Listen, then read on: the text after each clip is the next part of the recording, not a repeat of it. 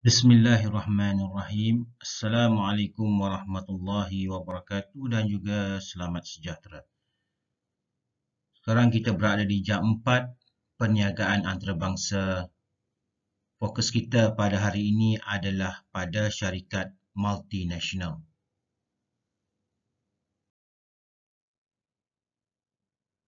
Maksud syarikat multinasional: organisasi yang melibatkan diri dalam aktiviti perniagaan di peringkat antarabangsa dengan tahap penglibatan yang tinggi.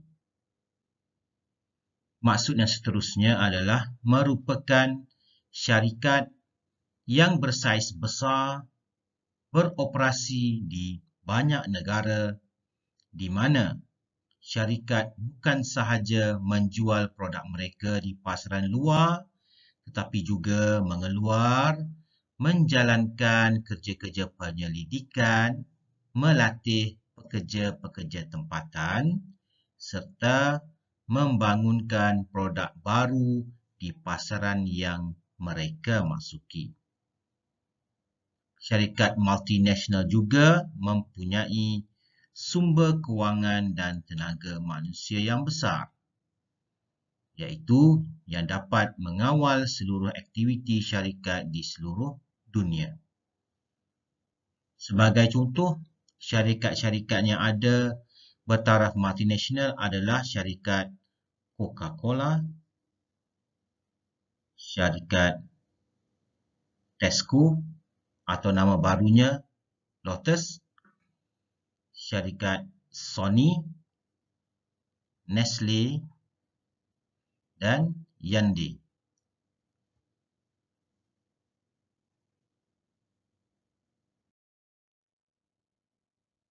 Seterusnya kita pergi kepada tujuan syarikat multinasional. Tujuan ditubuhkan dan tujuan utama mereka menjalankan kegiatan perniagaan antarabangsa.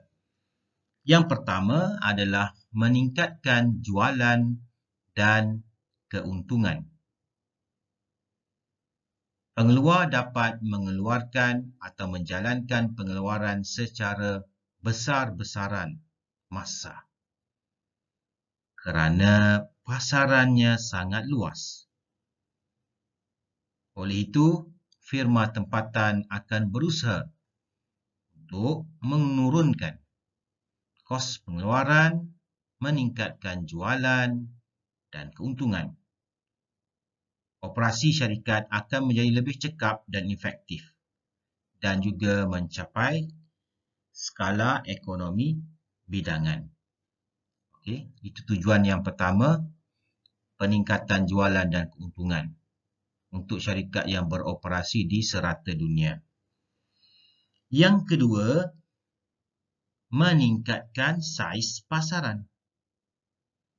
Pengeluar dapat meluaskan pasaran dengan mengeksport produk perkhidmatan ke pasaran dunia, iaitu banyak negara.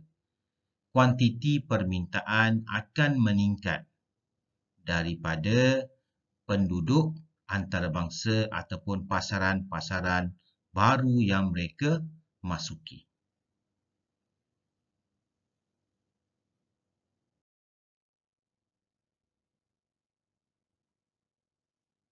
Yang ketiga, memperolehi teknologi baru. Pengeluar tempatan melalui hubungan dua hala dapat melakukan pertukaran maklumat, iaitu teknologi. Syarikat tempatan dapat mengimport mesin yang berteknologi tinggi dan juga tenaga pakar ataupun pekerja pakar dari luar negara. Pengeluar dapat meningkatkan produktiviti dan kualiti pengeluaran. Dan yang keempat adalah kekurangan sumber bahan mentah. Pengeluar dapat mencari bekalan bahan mentah dengan lebih mudah. Bahan mentah yang tidak terdapat di dalam negara dapat diimport bagi membolehkan proses pengeluaran berterusan. Seterusnya, 6.4C adalah cabaran-cabaran bagi syarikat multinasional. Terdapat 5 cabaran utama yang akan kita pelajari pada hari ini, iaitu yang pertama, struktur dan organisasi, kawalan pengurusan, yang ketiga, politik dan perundangan, yang keempat, ekonomi, dan yang kelima, sosio-budaya. Yang pertama adalah struktur organisasi. Okay. Maksud struktur di sini adalah merujuk kepada struktur organisasi yang akan diubah sesuai mengikut cara sesebuah organisasi itu beroperasi di tempat-tempat yang berbeza di serata dunia. Ini kerana perubahan harus dilakukan mengikut keadaan semasa sesuatu negara supaya operasi syarikat dapat berjalan dengan lancar. Struktur organisasi yang dibentuk adalah berdasarkan struktur fungsian, produk, lokasi pelanggan, pembuatan, metrik, saluran pengedaran dan proses. Ini semua para pelajar telah pelajarinya pada AP015. Seterusnya, pembentukan struktur fungsian adalah berdasarkan fungsi tugas yang dilakukan di setiap bahagian seperti fungsian pemasaran, fungsian pengeluaran, fungsian kewangan, fungsian penyelidikan dan sumber manusia.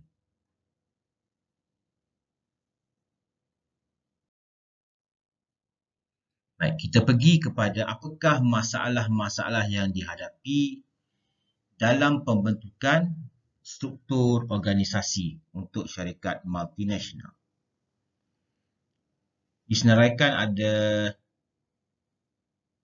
8 permasalahan yang harus syarikat multinasional kenal pasti, iaitu yang pertama, konflik di antara bahagian-bahagian berkenaan bidang kuasa. Okay. Ini adalah pertindihan bidang kuasa di antara bahagian-bahagian dalam organisasi tersebut. Yang kedua, kegagalan operasi asing dari segi perancangan dan juga jangkaan. Yang ketiga, kurang kawalan kewangan ke atas operasi luar negara, mungkin sebab terlampau luas. Yang keempat, pertindanan tugas di kalangan kaki tangan. Okey, terdapat kaki tangan yang membuat tugas yang hampir sama. Yang kelima, kemudahan pengeluaran tidak dioptimumkan. Maksudnya pengeluaran tidak dapat dikeluarkan secara optimum. Yang seterusnya adalah pertindihan tugas antara pejabat jualan dengan jurujual di sesuatu kawasan. Yang seterusnya, pertambahan dalam bilangan pengedar juga boleh membawa kepada masalah. Dan yang terakhir, rungutan pelanggan ke atas perkhidmatan operasi di luar negara. Bagaimana nak menangani rungutan pelanggan terutama apabila beroperasi di negara-negara yang lebih maju, di mana mereka lebih advance dalam tuntutan hak-hak pengguna. Okey, oleh itu pemilihan struktur organisasi yang sesuai adalah penting kerana ia dapat menjamin operasi berjalan dengan lancar. Yang kedua adalah kawalan. Maksud kawalan adalah pemilihan struktur organisasi yang sesuai adalah penting kerana ianya merupakan satu bentuk mekanisme kawalan yang utama. Okey. So, apakah kepentingan aktiviti kawalan? Kawalan yang terhadap struktur organisasi. Yang pertama, kepentingannya adalah menjamin operasi berjalan dengan lancar. Yang kedua, untuk mengelakkan kerugian dan mengukur kejayaan sesuatu perancangan. Itulah kepentingan kawalan terhadap struktur yang dipilih. Okey, pendekatan kawalan yang boleh diamalkan iaitu ada dua, pemusatan kuasa ataupun centralization dan juga pemencaran ataupun decentralization. Kita lihat centralization. Dalam pemusatan kuasa, aktiviti dikawal selia oleh ibu pejabat. Secara menegak. Selalunya pemusatan kuasa adalah lambat sekiranya ibu pejabatnya terletak di negara asing dan jauh daripada negara yang dikawal dan tak serasi dengan budaya negara asing tersebut. Yang seterusnya, pengurus luar negara kurang diberi kredibiliti, diberi kepercayaan dalam melakukan kerja dan juga boleh jadi pemusatan kuasa memakan kos yang tinggi. Untuk pendekatan kawalan berbentuk pemencaran, anak syarikat bebas ataupun cawangan-cawangan di luar negara bebas bertindak mengikut kesesuaian persekitarannya, iaitu secara mendata. Kelemahannya yang pertama adalah pemencaran sebenarnya sukar dikawal. Okey. Yang kedua, ini pula kelebihan pemencaran, keputusan yang cepat di peringkat cawangan. Dan yang ketiga, ini adalah kelemahan, iaitu berlaku ketidakseragaman di antara cawangan-cawangan untuk syarikat yang sama. Kita pergi kepada aspek yang ketiga, iaitu politik dan perundangan. Persekitaran politik dan perundangan mempengaruhi iklim perniagaan apabila pihak kerajaan mengawal aktiviti perniagaan melalui kuasa politik dan undang-undang yang dibuat demi untuk menjaga kepentingan sesebuah negara. Okay, antara sebabnya adalah untuk mengawal persaingan dengan syarikat-syarikat domestik atau syarikat tempatan di negara asal. Okay, sebab itu berlaku campur tangan pada politik dan juga perundangan. Okay, antara cabaran-cabaran yang dihadapi dalam skop politik dan perundangan iaitu yang pertama, paksaan. Syarikat-syarikat asing dipaksa untuk menjayakan program-program tempatan. Okey. Yang kedua, polisi dan undang-undang kadang-kadang ia bercanggah dengan negara asal. Jadi, polisi dan undang-undang setiap negara itu tidak sama. Seterusnya, antara cabarannya adalah syarat yang dikenakan untuk pengeluaran mesti menggunakan bahan mentah tempatan. Ini satu bentuk paksaan lah. Yang keempat, penyekatan aliran keluar keuntungan dari operasi. Iaitu mungkin undang-undang sesebuah negara tersebut mensyaratkan sebahagian peratusan keuntungan dilaburkan semula ke dalam negara tersebut. Yang seterusnya, cabarannya adalah peraturan perdagangan yang ketat. Tarif dan bukan tarif, cukai dan bukan cukai, yang disebabkan oleh prosedur yang ditetapkan oleh sesebuah negara. Okey, antara cabaran lain lagi adalah dasar keutamaan oleh kerajaan tempatan. Contohnya, bagi setiap pelabur asing di Malaysia mesti ada peratusan tertentu untuk golongan bumi putera. Cabaran yang seterusnya adalah kemungkinan cukai korporat yang tinggi dikenakan terhadap syarikat asing. Ini adalah cabaran politik dan perundangan. Ekonomi merujuk kepada keadaan di mana perniagaan operasi. Sekiranya ekonomi negara yang dimasuki oleh syarikat antarabangsa tersebut stabil, maka perniagaan akan berkembang. Tetapi jika ekonomi negara yang dimasuki tersebut lembab, ini akan menyebabkan kuasa beli pengguna akan menurun dan seterusnya memberi impak negatif kepada syarikat multinasional. Okey, apakah sebab yang timbul dari sudut ekonomi adalah kerana persaingan syarikat multinasional dengan syarikat tempatan